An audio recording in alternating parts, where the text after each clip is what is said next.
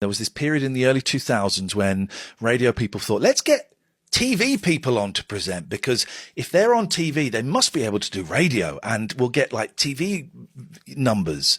And a lot of people were crap. There were a few like Theakston and stuff that could do it.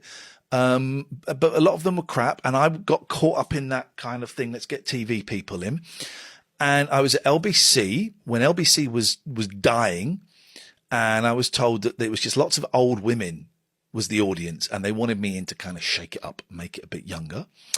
And I started off on Sunday nights replacing Brian Hayes, and it was a phone-in show. And so I did what I thought phone-in shows were. And I would go in with my producer and we'd look at stories in the paper, some, nothing too heavy and some kind of light-hearted stories. And, we'd do phone-ins on misheard song lyrics and, crap like that.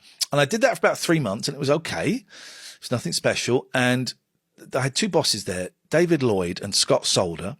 And I owe everything. I owe the last 18 years of work to them because they gave me the key. And Scott called me in and said, the show is okay, but I think it could be better. And I have a suggestion for you. And what I would like you to do is go in and not read the newspapers and don't go in with anything. And I said, well, that is a really dumb idea. What am I going to talk about? He said, just talk about your week. And I said, and I was really angry with him. I said, well, that isn't going to work. I was very angry at the time. And he said, try it. Try it for 1 week. And if it doesn't work, next week you can do what you're doing. And I went, okay. So I went in really begrudgingly and reluctantly. And I did this show without anything planned. Jesus, man. It was like taking acid. It just like my eyes were opened. My senses were opened. I suddenly had this freedom. And I thought, oh my God, I don't have to follow the suggested pattern of what a phone-in show historically has been. I can do anything. And it took a while to kind of make that work, but it did. And they just kept giving me opportunities. David Lloyd it gave me the drive time show on LBC and I didn't want to do it. I did not want to do it. And I was taken out for a meeting. I said, I don't want to do it.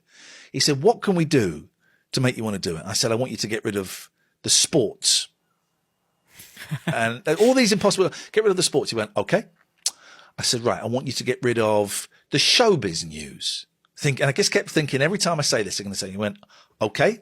And I did a few more and I said, I want you to get rid of the travel. He said, we're not doing that, but we will pay you this. And they offered me a lot of money. I was like, and why didn't you want to do the drive time because show? I liked being, I liked being hidden away in the evening. I think I was doing Friday, Saturday, Sunday nights at that point. I liked being hidden away in the evening. I didn't want the spotlight shone on me. I knew that breakfast and drive time, you were really in the focus and that you had to conform to a certain extent. And I didn't want to conform. I didn't want to do it. And so is that why you wanted to be hidden away in the evening? So you could just get away with what you wanted to do? Get away with it. And there's no one, if you're doing drive time or breakfast, someone's watching you and going, okay. But that, to be fair to David Lloyd, that didn't happen. And we just did the most insane show. It's nuts to think we did this on the drive time show.